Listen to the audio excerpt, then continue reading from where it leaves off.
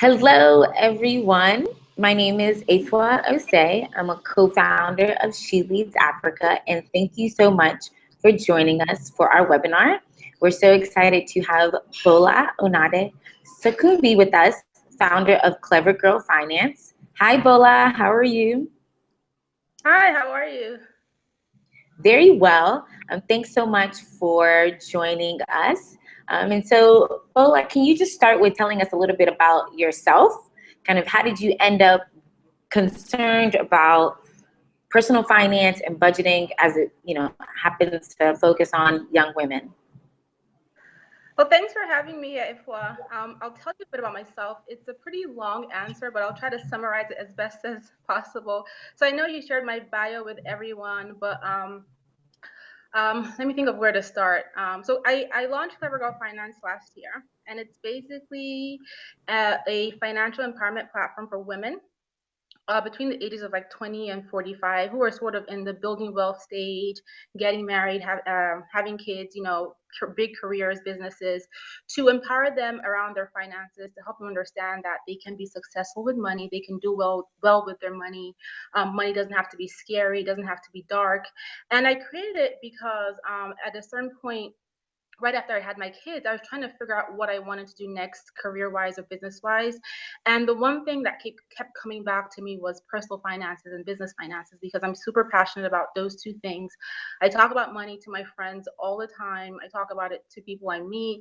And it kind of comes from the way I was raised and my parents. So I'm originally from Nigeria, as you may already know. And growing up, my father would always tell me, penny wise, pound foolish, never be a liability on a man. And at some point during his career, he had to retire about 15 years earlier. And so all of the financial plans he had, specifically around us going to college internationally, had to be put on hold. And so while we were still okay, he couldn't go out and spend thousands of dollars on an international college education anymore. And so at that point, my mother sort of stepped in. And she's like, you know what? I've been putting money aside all these years. I've been saving, and I'm going to pay for your college education. And so that moment for me was huge, because my mother, in an African society, community, she was able to, put all this money aside to pay for my college. And, it was pivotal. That was the point where I was like, you know what? I want to be able to do this for my kids.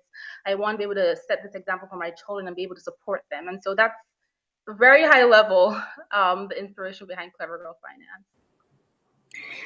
Well, okay, so Bola, that is an incredible story. And I don't want to get all up in your mom's business, but how was she able to put away that money? Like, what was she doing to make sure that over the years she had enough to afford, your college tuition?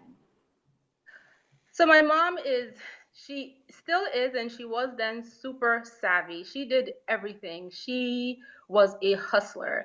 And so, when my mother got married when she was 19, and she had me when she was 30, we both went to college together. I attended all her college classes because she didn't go to college until after 30. So she got her degree in economics. She worked at the bank. She had her own hairdressing salon. She was a principal at a school. She opened a beverage business. She was just hustling everywhere. She was doing everything that she could, and she was putting money aside. She wasn't spending it all on parties or fabrics or whatever it is that her age group was doing. And one thing about her was the fact that I kind of paid attention to her friends, because she had a lot of friends who were married to wealthy people, and unfortunately their husbands would die and they would just be like stuck, or their husbands would get divorced and be kicked out of the house, and they would have nowhere to go. So mom just didn't want to be like that. My parents are still married, but she wanted to do better. She wanted to do better than her friends, and so she just decided that she was going to hustle, and she became my dad's backup at the end, basically. That's wonderful. So basically, it runs in your genes, right? Good personal finance and managing your money. So we're so grateful to have you here with us. So let's jump into it, and let's just talk about kind of what are the fundamentals of developing a budget. Kind of what should we be thinking about when you first say, you know what, I want to do something with my money. I want to have control over it. What are the things that we need to now start thinking about and get ready for? When it comes to budgeting, I think before you even get into the whole budget, writing down how much you want to spend on paper or whatever you do, you kind of have to have the right mindset, because it doesn't matter what kind of budget you build, doesn't matter how amazing your money plan is. If you don't have the mindset to want to execute it, if you don't have the discipline and the patience with yourself, you're not going to do it. So number one, you have to have the right mindset. And having the right mindset means that, you have to decide, how bad do I want to be successful with my money? How bad do I want to achieve success with my budget? You also have to ask yourself, you also have to forgive yourself for your past, financial mistakes. So a lot of times, when I talk to other women, and I get a ton of emails about this, people email me and they say, you know what, I've done so bad with my money, I'm so ashamed, I don't think I can do anything good. You have to forgive yourself, because your past is what it is the past. And so having the right mindset and forgiving yourself for your financial mistakes is the beginning. That's the foundation. And then you get to the budgeting part. Okay, so I see if you put up the first slide about, starting a budget. So in order to get started with your budget, you have to understand where you currently are financially. It's kind of like a GPS. So you need to know where you are right now in order to get to where you're going. In order for your GPS to navigate you to your destination, you have to know where you stand. So understanding what your net worth is, which is your assets minus your liability, is really important. And these are 4 questions you can ask yourself. So where do you stand financially? If you go back and look at your bank statements, and you pull up all your different accounts and you sum up all those things, and then you pull up any loans you have or any debt you have, and you sum up all those things. Where do you stand? Like, how much do you owe, and how much do you owe? And what is your end state? So what are you trying to accomplish with this budget? What's your long-term state? Are you trying to save $10,000? Are you trying to fully fund your emergency account? Are you saving to buy a house? Are you saving for your kids' college tuition? Are you saving for long-term retirement? What exactly are you trying to do with this money? So that will help you set goals around your budget so you can plan accordingly. Great. So that's really helpful. You mentioned that mindset is really important, right? You have to kind of make a commitment, and you have to be thoughtful about what it is you're trying to achieve with your money and why it's important and such. So, well, like, kind of from your experience, I imagine there's some good motivators and there's some bad motivators around managing your money, right? Can you talk to us a little bit about what are some good motivators that can help you do more so long-term savings and get in the right mindset? What are some of the bad motivators that won't make it last when you set up a budget? I mean, a good and a bad motivator is it basically starts with the people you surround yourself with. Like, there's 2 types of friends. There's friends that will motivate you to be your best you, and there's friends that will motivate you to do whatever the heck it is that they think you want to do because it sounds cool. And so the people you surround yourself with really matter. Friends that are going to motivate you, friends that you have similar financial goals or similar life goals, that you're both trying to save money to buy your houses. So that's someone that can keep you accountable, as opposed to the friend that's like, oh, what is this house you're trying to buy? Please, let's go to the mall. Like, you want to be careful who you spend your time with. You also want to, and if you don't have those type of people around you, you want to seek that inspiration or that motivation elsewhere. And we live in this age of social media and of, YouTube and everything. And there's so many people that, you can follow to motivate you. Like, one of the things I do is I have virtual mentors. And so I consider my virtual mentors people like Oprah and Sarah Blakely and Warren Buffett. And I just go on YouTube and I watch videos about them. I watch their interviews and just see what's in their head. I read books about them, and I try to self-motivate. The other thing, which we'll probably get into as we go through the whole budgeting slides and topics, but one of the other things is just keep yourself accountable. Write down your spending, understand what your goals are, and one of the things I stress to people I talk to is core values. So what are the things that you really, really want in your life? And if you were to take a bank statement today and look at your spending for the last 30 days or 60 days or 90 days, does that spending align with your core values? So for example, let's say I love traveling and I'm trying to save money to take a trip around the world. but I look at my bank statement and I'm spending all my money at the mall, then my spending is not aligned to my core values. So it's keeping yourself accountable. It's looking, it's looking at your habits, understanding your habits, and figuring out ways how to change them. But most importantly, the people you surround yourself with, because they affect the way you think, they affect the way you feel, and they affect the actions you take around your life.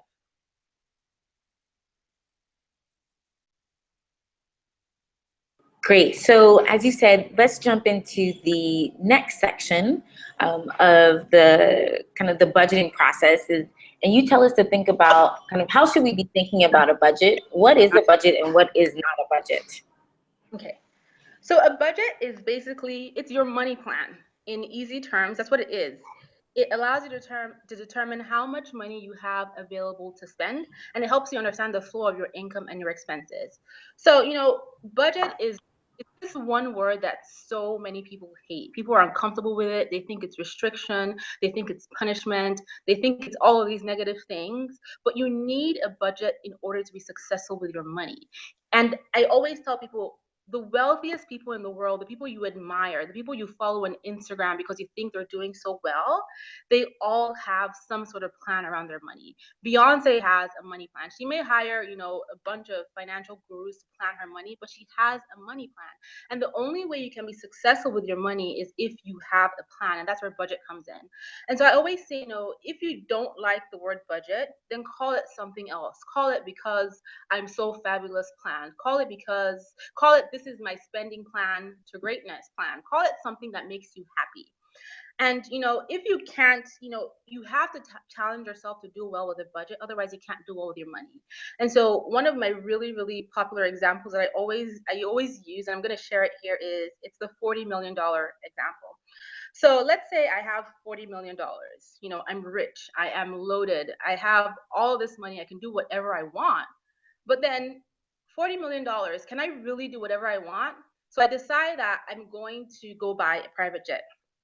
And I go into the private jet shop and I tell the guy there, I'm like, listen, I want to buy a G450. Mind you, a G450 is an older private jet. It is maybe like, I don't know, 7, 8 years old now. I'm buying a used one. And he tells me, well, that's going to cost you $40 million. And I'm like, what? I'm rich. I should be able to afford this. But in reality, I can't. So I haven't planned my money. $40 million can buy me anything I want, but it can't buy me everything. It can't buy me that private jet. Because if I do buy it, I can't afford to hire a pilot. I can't afford to fuel my jet. I can't afford to pay an air hostess or anyone who's going to manage my baggage. I can't afford to even own my own home because I have a jet. So you have to put things into perspective. No matter how wealthy you are, you need to have a budget. And the people you admire and you follow who are really wealthy, who are doing super well, they all have money plans. They may not call them budgets, but they have financial plans, they have money plans, they have spending plans, they have limits. So call your budget something fun and make yourself happy to have one. Okay, I want to reiterate that that message, right? A budget does not have to be something that is depressing. It doesn't have to be something that is that constrains you. It can be something that liberates you, something that gives you a framework for success and it helps you reach your goals. So that is if you don't learn anything else today, remember that. You don't have to be constrained by your budget. It can be something that helps you reach your goals. Got it. Okay, yeah. So the next section, Bola, is around categorizing your budget. And we got a lot of questions from our community around how do you set up a budget? What's important, what's not important? How do you figure out your percentages and what you shouldn't prioritize? So I'm gonna take it back to the presentation you have for us so that you'll talk us through what are the categories that we should have for our budget. Okay. Okay, so I can't see that because it's really small, so I'm going to look at it. I have a printout here. You see me looking down, that's what I'm doing. So the way I look at budget is, you have to categorize. And this sort of goes back to what I mentioned about core values, what really matters to you, in your life and with your finances, what matters to you.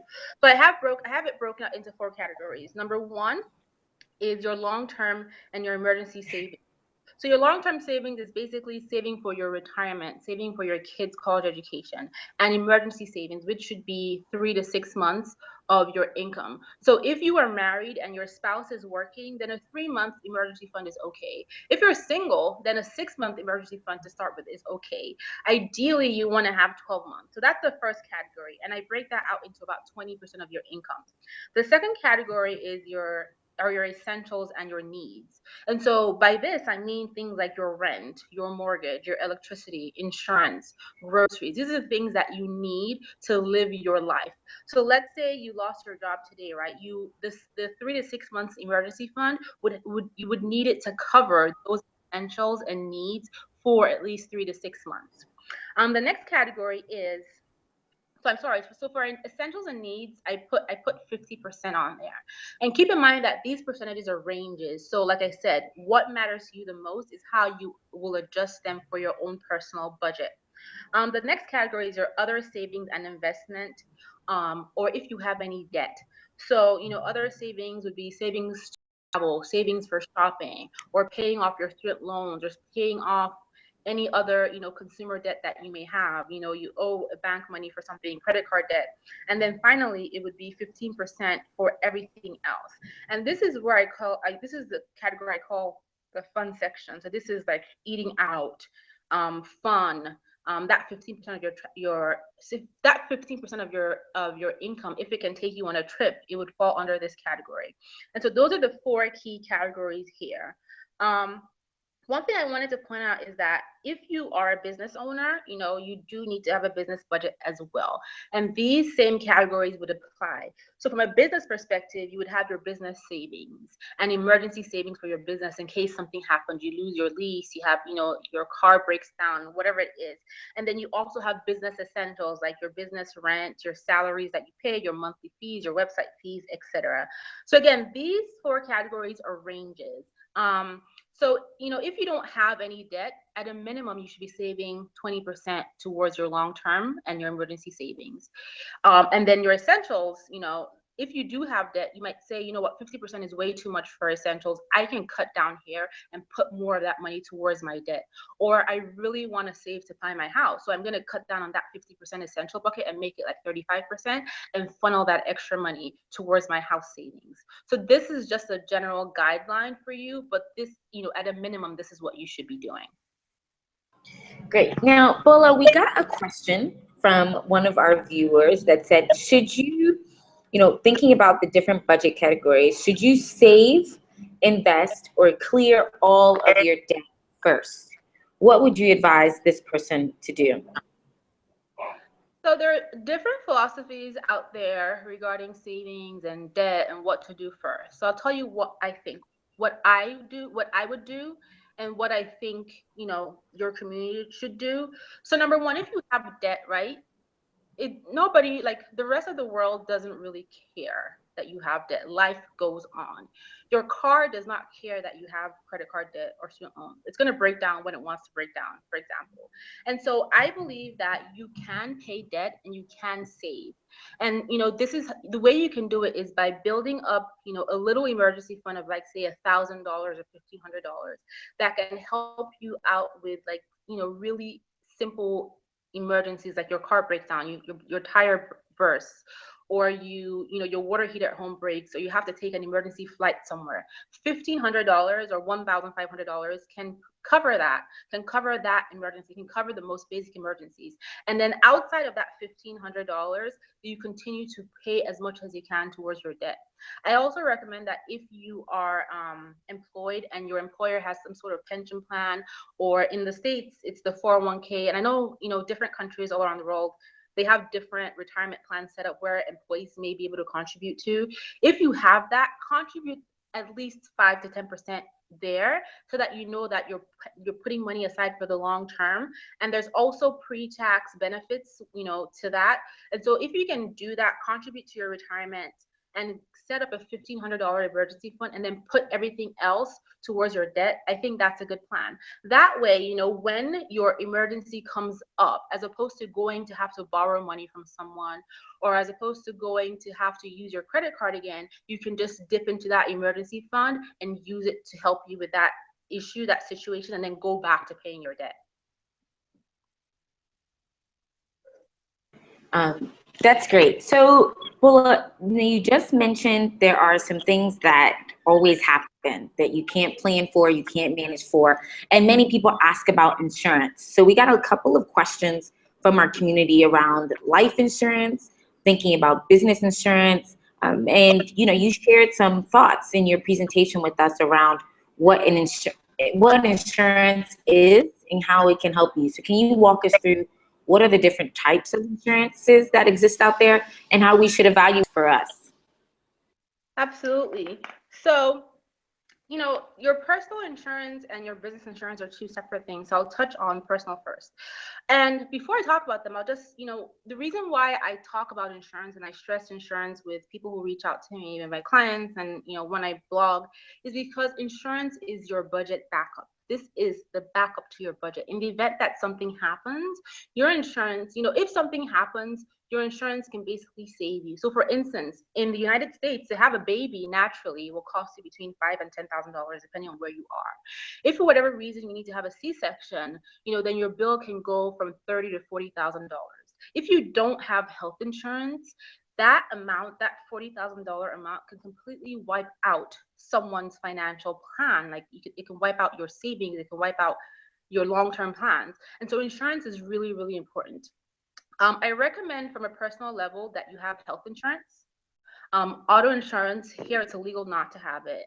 And it's really important that you have auto insurance in the event that you get in an accident so that you are covered, but also so that your insurance pays for the person that you collide with.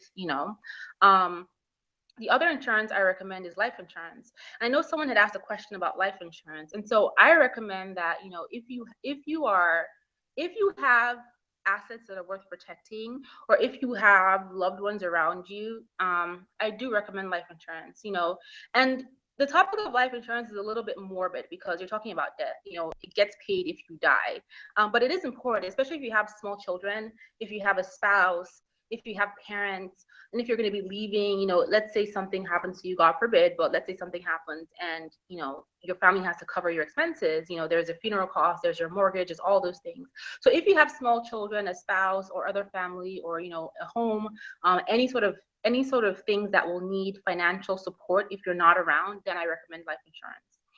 Other types of insurance, I lost the screen. Do you mind putting it back so I can see that?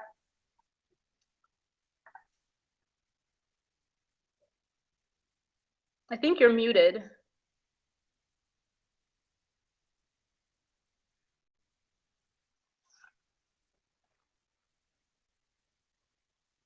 Around personal property and general. Okay, so other insurance I recommend would be disability insurance. So let's say you're working and you get injured at work, you can take disability. Personal property insurance, are things like engagement rings, insurance for other assets that you own in your house, and then home warranties in the event that one of your appliances break down or something. The other insurance that I recommend, so I recommend health, auto, and I said life, but the other thing I recommend is renters or homeowners insurance. That's really important if you're a homeowner or if you're renting. Renters, because if someone breaks into your house, you want to be covered there. You want to, if someone robs you, you want to be able to get that money back to replace your items. Homeowners insurance, because if something breaks down in your house, or like your roof in or whatever, a tree falls on your house, they help cover that expense. And those things can be pretty expensive. So you want to consider those three, your health, auto, and renters or homeowners. And then other insurance to consider would be life, disability, personal property, and then home warranties. From a business perspective, I recommend looking into general liability, property insurance, auto insurance for your business vehicles, data breach, and error and emissions. So the reason why you have insurance for your business, general liability, like if you were to have given me a contract or something and I make a mistake with it and I don't deliver the service that we had verbally agreed to, and you sue me, or you think I don't deliver the service and you sue me, then as opposed to having to pay out of pocket, if you win that case, my insurance can cover that. And so those are things you want to take into consideration for your business. Workers' compensation in the States is basically, it's a required insurance for business owners. And that's just basically if, I get injured at my place of work. So if you have an employee and they get injured at work, covering their hospital bills, or they have an accident in your car on a official business duty, covering their hospital bills can be a big deal financially, can be a huge impact. And so those are the type of insurance for your business you want to consider. Wherever you are in terms of location, like if you're not in the United States, if you're somewhere in Africa or Europe or Asia, you want to find out what kinds of business insurance are available. Pick up your phone, give your insurance agent a call, and just ask them, what kind of coverage do you offer small business, for people with, business owners with X amount of employees, or solo entrepreneurs, and find out that information and see if it makes sense for you to have.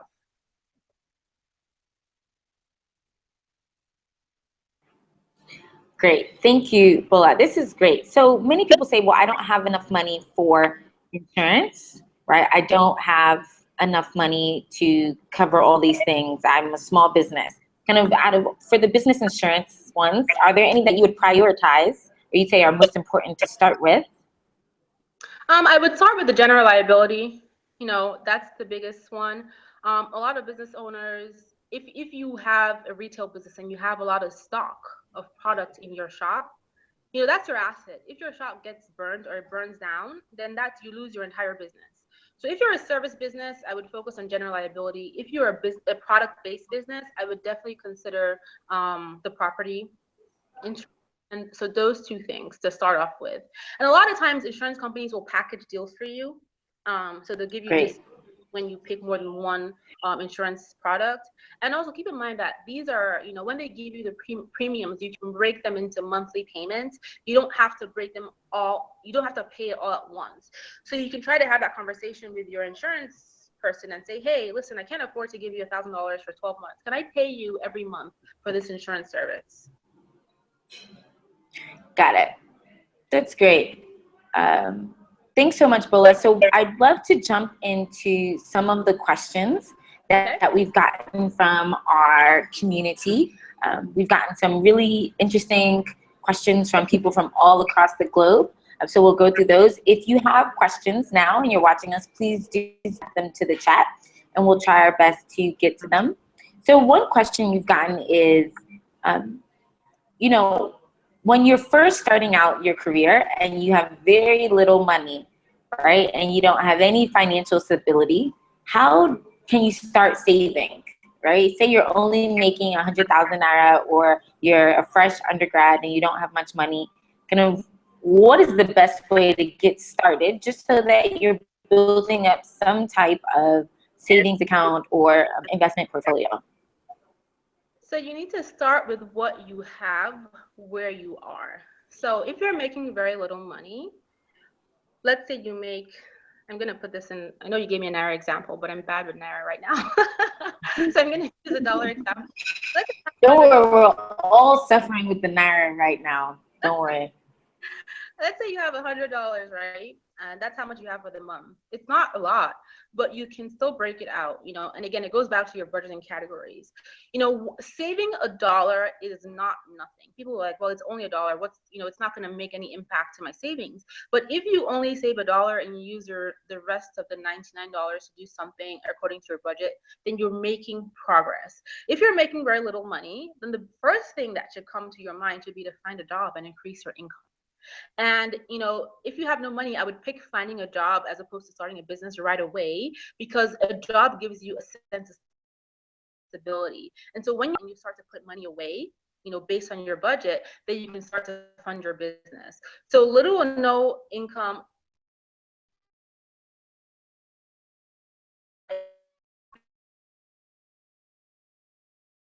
what am I doing?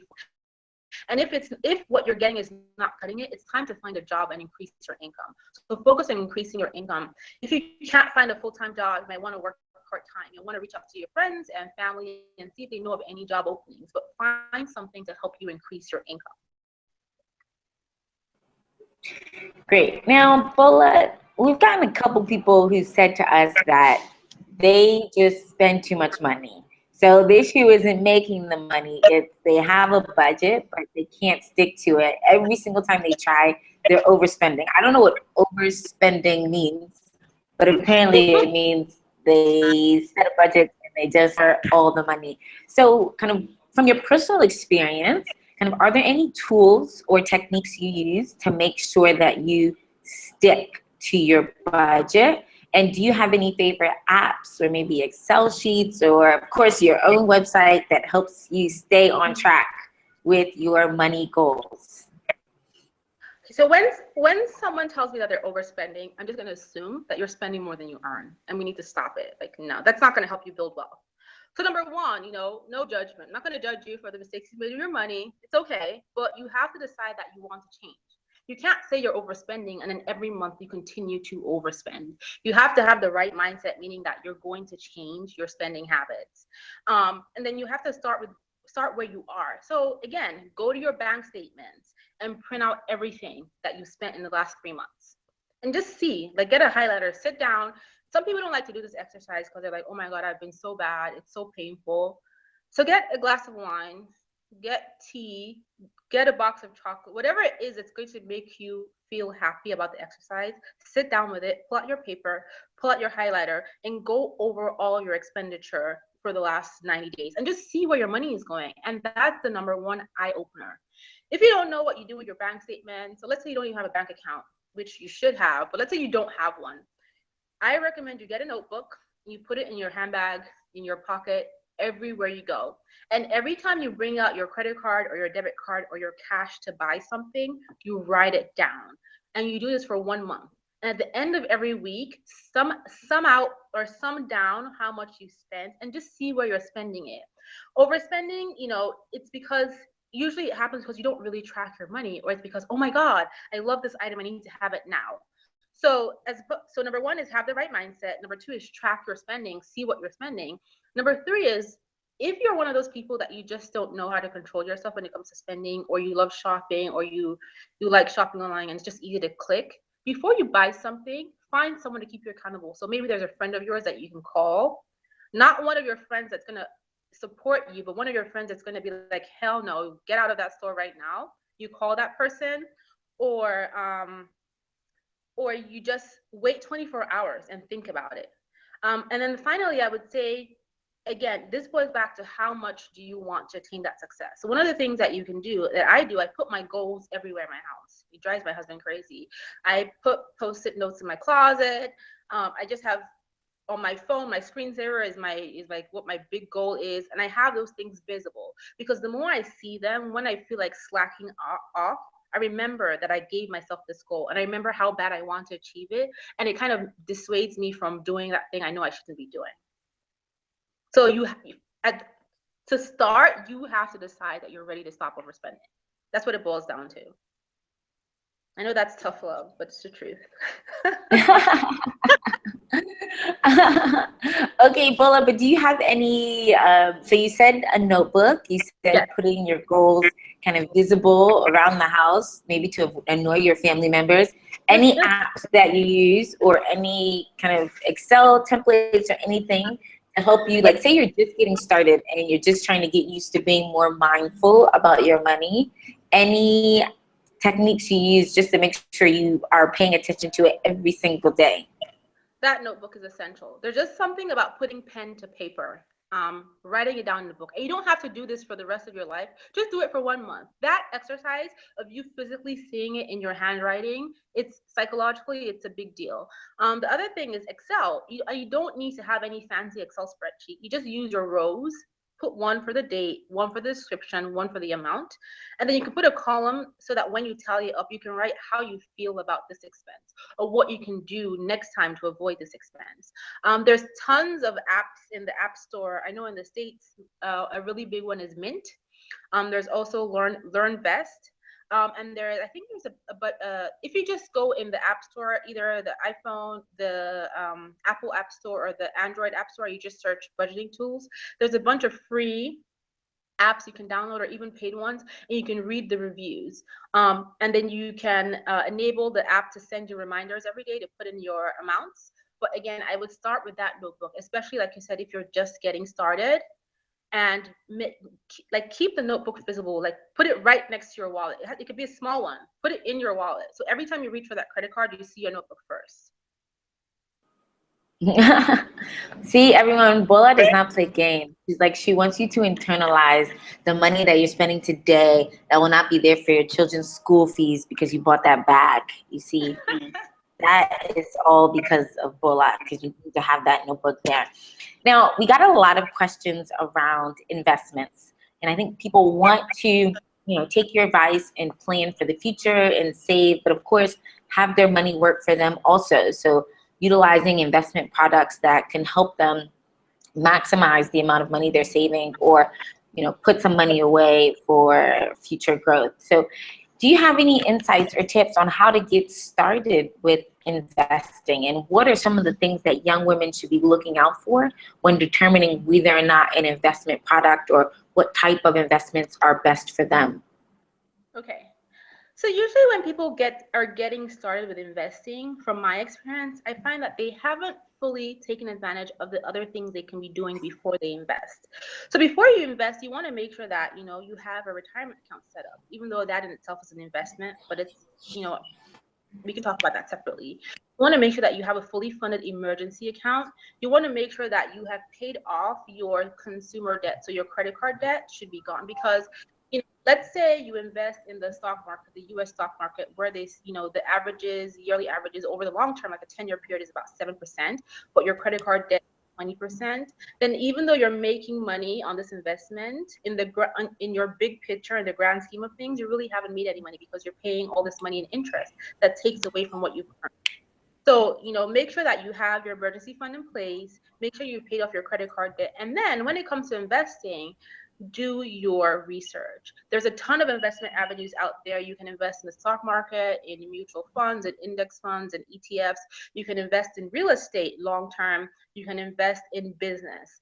Every single one of these avenues are long term avenues. There's no such thing as overnight wealth. Anyone who's telling you that they can give you a investment in 2 weeks, whatever it is, away fast. So all of these investment avenues are long term. And I always stress, make sure you understand what you are investing in. If you don't understand it, ask the person, you know what, I need to give me a 101 for this particular investment proposal you're giving to me. If you want to buy real estate, you have to do your research for your market. And so what are the real estate values here? How has the market done over the last 10 years, over the last 15 years? How much money do I have to have as a down payment? And you have to also understand that, like I keep mentioning, these are all long-term avenues. So when you put your $500, your $1,000, your $10,000 in an investment avenue, can you leave it there for a good amount of time to allow it to grow and to work for you? So getting started, those are your avenues. Make sure you have everything set up personally. Your retirement, your emergency fund, your credit card debt paid off, and then start thinking about investing in the stock market and real estate, maybe even investing in business. But do your research and understand that it's for the long term. Great. Now, speaking of investing in a business, a lot of the young women in our community are entrepreneurial. They want to set up something on their own. We call them professionals with a side hustle. So one of our community members asked about whether or not she should take out a bank loan to start a business. And whether, the type of franchise business, of course, it doesn't matter. But what are some of the things that she should be thinking about as she does the math in terms of whether or not this is a good approach for her, and as she looks at her overall kind of financial health and wellness? Okay, the number one mistake, business owners make, especially female business owners, small business owners, is that we don't put enough effort into our business plans. Your business plan is your foundation for your entire business, and it's an evolving document. But in this business plan, you have to state your intent of your business.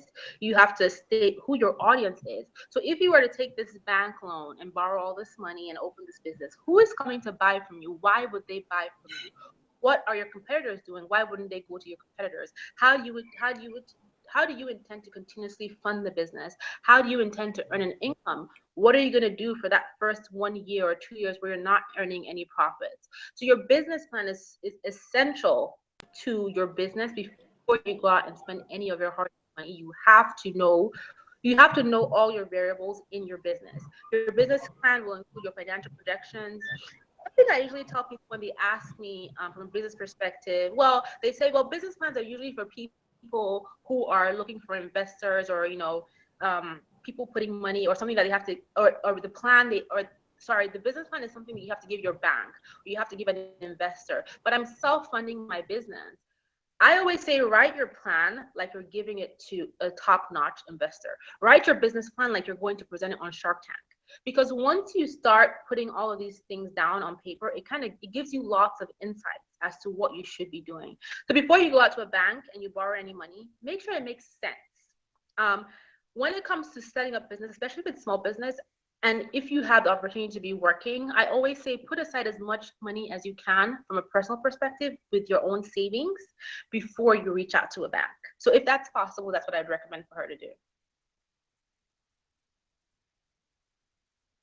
Great. Now, I want to make sure that we take a little bit of time to learn more about Clever Girl Finance, right? And if someone was interested in, maybe they got inspired and they're like, oh snap, I can do all these great things with my money and I want to keep learning more and do better.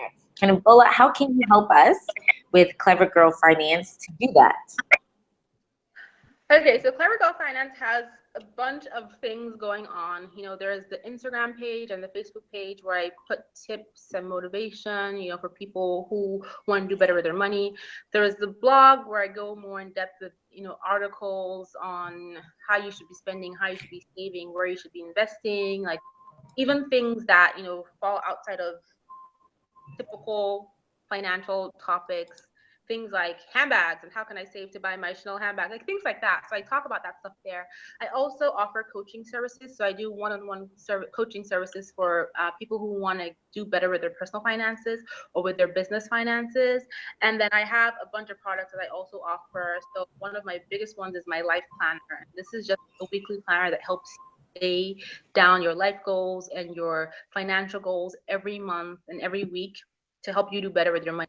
I also have other tools there, like the business financial Excel workbook to help you automate your finances. And there are ebooks and worksheets on the Clever Girl Finance website in the store.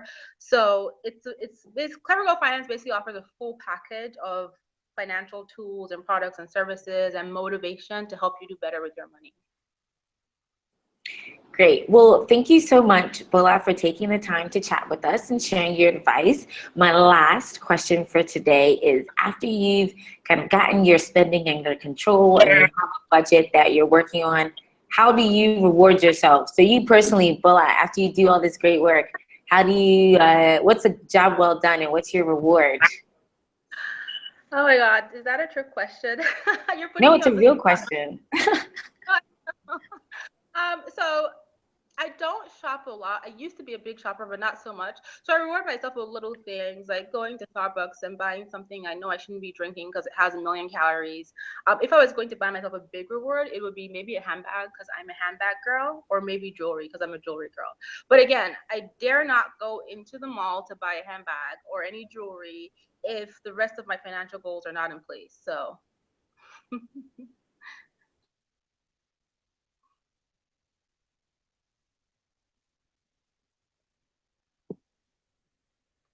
Thanks so much, Bola, for joining us. Thank you, everyone. We're going to send out the link to everyone who's registered, plus the mini presentation that Bola has prepared for us. I mean, if you want to stay connected and get more access to experts, make sure you join our community at shilliesafrica.org. Thank you, everyone, and we'll see you next time. Thank you.